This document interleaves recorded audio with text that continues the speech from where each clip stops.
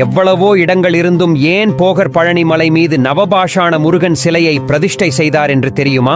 நவக்கோள்களில் ஒன்றான செவ்வாயின் அதிபதி முருகன்.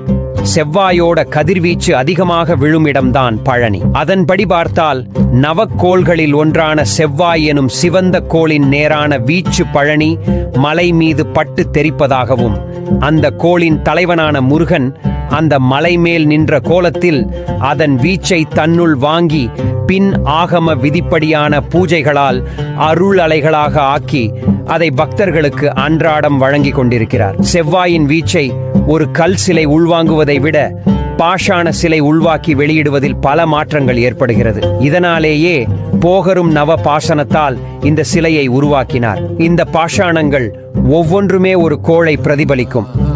9 கோள்களே 9 பாசனங்கள். மனித வாழ்வும் 9 கோள்களாலேயே வழிநடத்தப்படுகிறது.